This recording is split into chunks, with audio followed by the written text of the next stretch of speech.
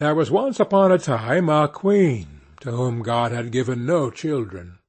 Every morning she went into the garden, and prayed to God in heaven to bestow on her a son or a daughter.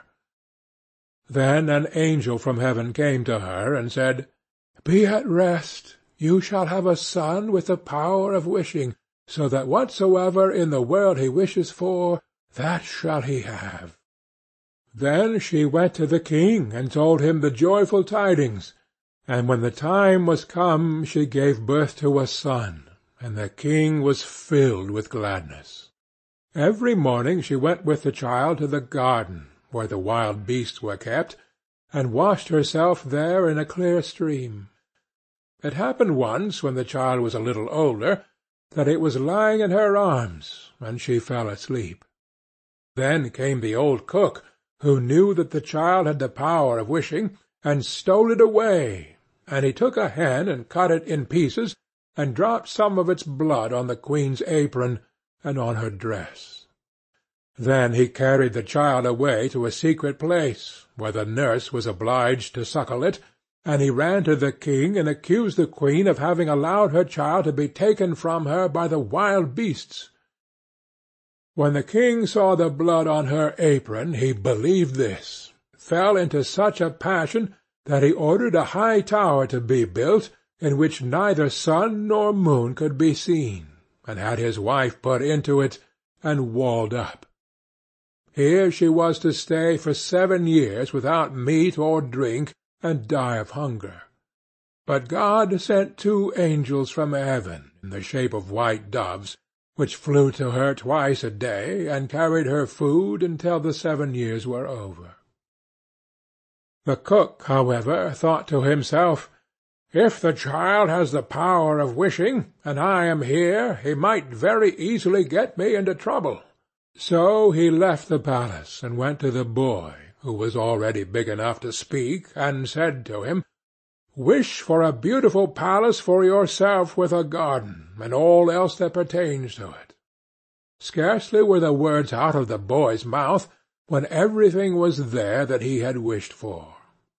After a while the cook said to him, "It is not well for you to be so alone. Wish for a pretty girl as a companion."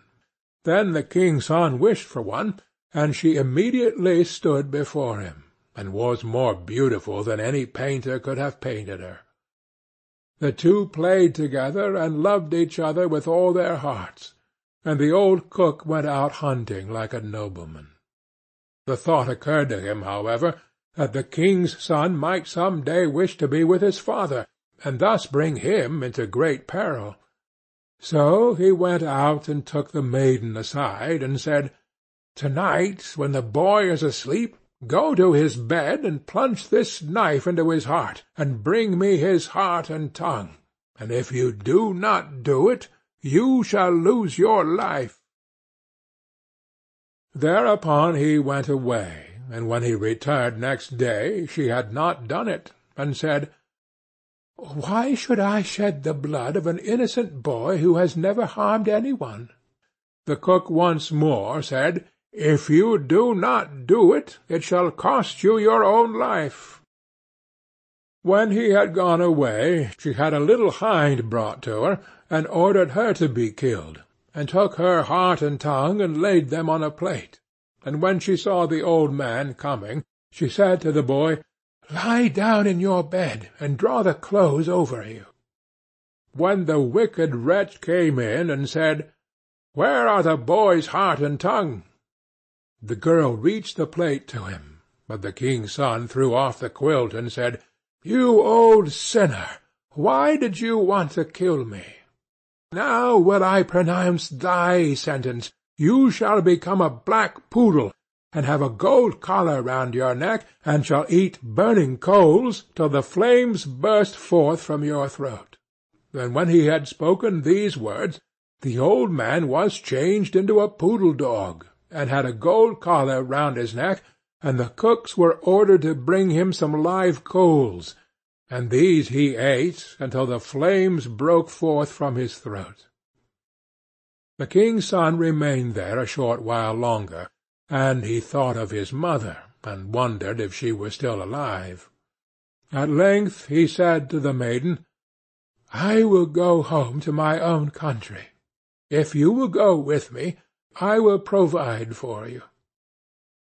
"Ah," she replied, "the way is so long, and what shall I do in a strange land where I am unknown?"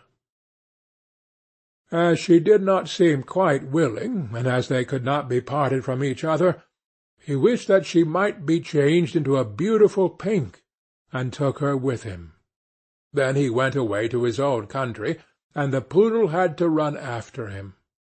He went to the tower in which his mother was confined, and as it was so high, he wished for a ladder which would reach up to the very top.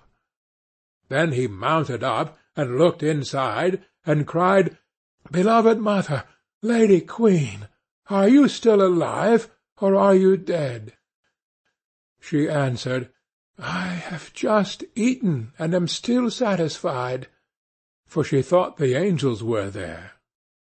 Said he, "I am your dear son, whom the wild beasts were said to have torn from your arms, but I am alive still, and will soon set you free." Then he descended again, and went to his father, and caused himself to be announced as a strange huntsman, and asked if he could offer him service. The king said yes, if he was skilful and could get game for him, he should come to him, but that deer had never taken up their quarters in any part of the district or country. Then the huntsman promised to procure as much game for him as he could possibly use at the royal table. So he summoned all the huntsmen together, and bade them go out into the forest with him. And he went with them, and made them form a great circle, open at one end where he stationed himself, and began to wish. 200 deer and more came running inside the circle at once, and the huntsman shot them. Then they were all placed on 60 country carts, and driven home to the king, and for once he was able to deck the table with game, after having none at all for years. Now the king felt great joy at this, and commanded that his entire household should eat with him next day, and made a great feast. When they were all assembled together, he said to the huntsman, "As you are so clever, you shall sit by me." He replied, "Lord King, your Majesty must excuse me. I am a poor huntsman." But the king insisted on it, and said, "You shall sit by me," until he did it. Whilst he was sitting there, he thought of his dearest mother, and wished that one of the king's principal servants would begin to speak of her, and would ask how it was faring with the queen in the tower, and if she were alive still, or had perished. Hardly had he formed the wish, than the marshal began, and said, "Your Majesty, we live joyously here, but how is the queen living in the tower? Is she still alive, or has she died?" But the king replied, "She let my dear son be torn to pieces by wild beasts. I will not have her named." Then the huntsman arose, and said, "Gracious lord father, she is alive still, and I am her son, and I was not carried away by wild beasts, but by that wretch the old cook, who tore me from her arms when she was asleep, and sprinkled her apron with the blood of a chicken." Thereupon he took the dog with the golden collar, and said, "That is the wretch," and caused live coals to be brought, and these the dog was compelled to devour before the sight of all, until flames burst forth from its throat. On this the huntsman asked the king if he would like to see the dog in his true shape, and wished him back into the form of the cook, in the which he stood immediately with his white apron and his knife by his side. When the king saw him, he fell into a passion, and ordered him to be cast into the deepest dungeon. Then the huntsman spoke further, and said, "Father, will you see the maiden who brought me up so tenderly, and who was afterwards to murder me, but did not do it, though her own life depended on it. The king replied, "Yes, I would like to see her." The son said, "Most gracious father, I will show her to you in the form of a beautiful flower." And he thrust his hand into his pocket and brought forth the pink, and placed it on the royal table, and it was so beautiful that the king had never seen one to equal it. Then the son said, "Now will I show her to you in her own form," and wished that she might become a maiden, and she stood there looking so beautiful that no painter could have made her look more so. And the king sent 2 waiting-maids and 2 attendants into the tower, to fetch the queen and bring her to the royal table. But when she was led in, she ate nothing, and said, "The gracious and merciful God who has supported me in the tower will soon set me free." She lived 3 days more, and then died happily. And when she was buried, the 2 white doves, which had brought her food to the tower, and were angels of heaven, followed her body and seated themselves on her grave. The aged king ordered the cook to be torn in 4 pieces, but grief consumed the king's own heart, and he soon died. His son married the beautiful maiden whom he had brought with him as a flower in his pocket, and whether they are still alive or not is known to God. End of The Pink.